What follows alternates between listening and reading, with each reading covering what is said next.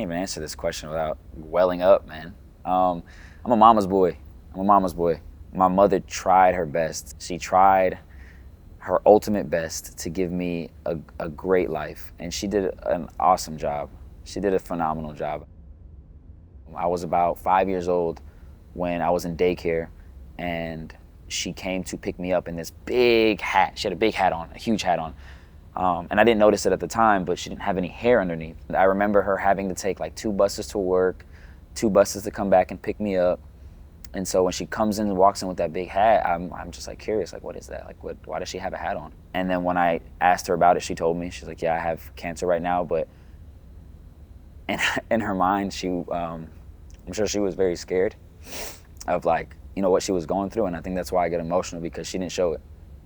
And she didn't show it every time she was around me. It was as if nothing was going on. You know, it's not easy navigating how to raise a young man. You know, she sacrificed what she was feeling inside to make sure I was okay still, make sure that I didn't even lose a beat. And I thank God that she brought me to church and put me around young men. I thank God that she introduced me to the game of basketball and allowed me to be coached by different men that helped me navigate those waters of what it was like what it is to be a man. Joshua Mendoza.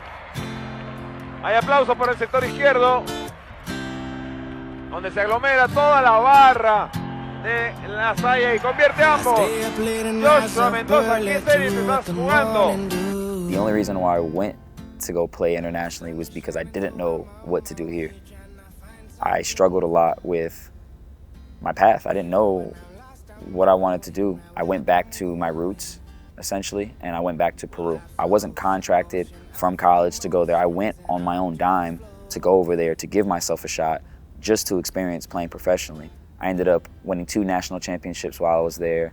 I was fortunate enough to win in finals MVP in my second year. But through my basketball successes, through my trials to become successful and make money and have great relationships, in that moment, in those 5 years, I was chasing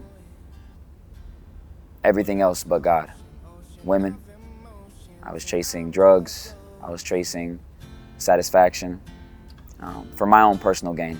I was compiling all these mistakes, climbing up like this ladder or digging myself out of this hole. One of my coaches said, Josh, how do you get yourself out of a hole? Like, I don't know, you climb out. You know, I was giving him all these different creative ways on how you get out of a hole. It's like, no, you just stop digging. The exact moment that I knew that Jesus changed my life was the moment that I walked into church on Easter Sunday of last year. It was my first time in about 5 years that I had been to church. God had a different plan for me in walking into service that day. My wife had prompted us to go to church, and I didn't meet my wife in the church. And so for her to ask me to go to church on that day, immediately I knew where I wanted to go. I'm like, okay, I know a church. I'm gonna go to that church because I'm comfortable with it. I walked into service and I just felt an immediate warmth from everybody around me, man. Like the old faces that I knew growing up. Jesus has always been around for me. He's always been present for me. But in that moment is when I believe was a pivotal moment for me that he changed my life. God was telling me, like, you know what, this is home, you know, so. Good, keep it going, eyes up. Good, Felipe, great job, Felipe. Our theme for today is gonna be small steps. Everybody say small steps. Small steps.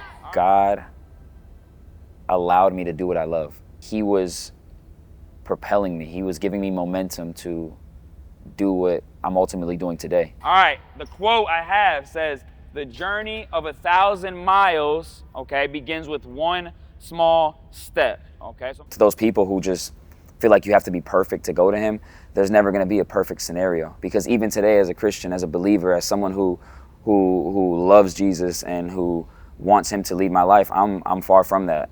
You know, I'm far from perfect. I'm far from being who Jesus really is. And I think that's the beautiful part about it, because for a lot of people, I think they feel like they have to do all these things to get right with God. Like, no, just stop and turn to him in that moment, and he'll aid you out of that hole.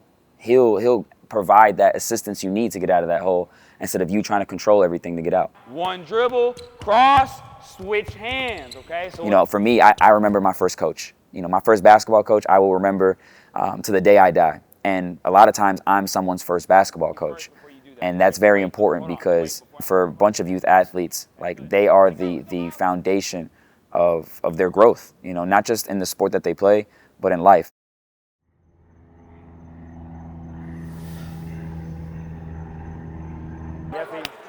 Congrats out there, boy. March back to the red.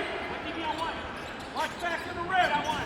When you ask me to talk about the impact that I have here at FMU is to mentor these young men in life through the game of basketball. The good, the bad, and the ugly. God has placed me through being a starter, being one of the best players on my team. God has placed me through situations where I'm not playing at all.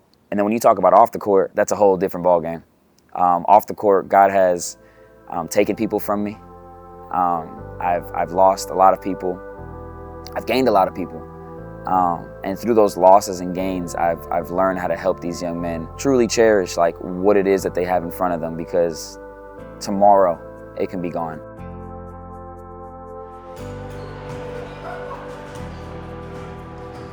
I go. Hey, big moment. All right, big moment. All right, ain't about this right here. We'll get to the keys to the win. We're gonna do that today. All right, big moment is Coach Mendoza. He didn't tell you guys this, right? My man's getting baptized tomorrow, bro. Yes, sir. Yes, sir. All right, but where you are right now to make that type of decision, that's huge, man. That's bigger than what we're doing right here, man. And that's the ultimate win that we all talking about right there. Everybody got me on that side. All right. Now, keys to the game. I didn't know what I was looking for. Now I know what I was looking for. I was looking for peace, ultimately. When people search and they look and they scratch and they claw for whatever outside feeling or emotion that they chase, God's peace surpasses all of that. And I didn't understand what that felt like until I sat with God for a second. Mark 11:22-24 says, "Therefore I say to you, whatever things you ask when you pray, believe that you will receive them and you will have them." 29 years of prayers that went into me being in that moment right there. And it was faith. None of my siblings are baptized, but she never lost hope.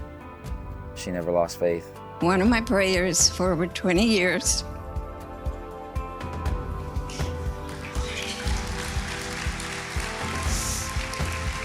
has been for you and my family to have a relationship with God. God has always answered my prayers, maybe not as fast as I would like Him to, but definitely on His time, which is the right time. Josh, do you believe that Jesus Christ is the Son of God, that He lived, He died, and He rose again on the third day? Yes. And what is your good confession? Jesus is Lord.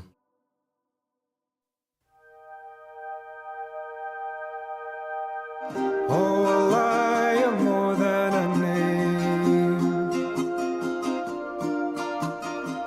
Rest your eyes and stay in the shade. You are hiding over the hill, in a quiet, never so still.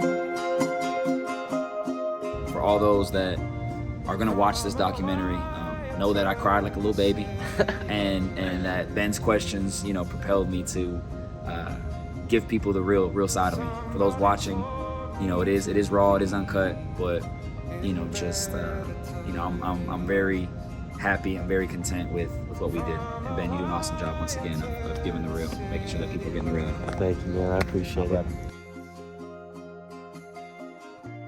Somebody told me to believe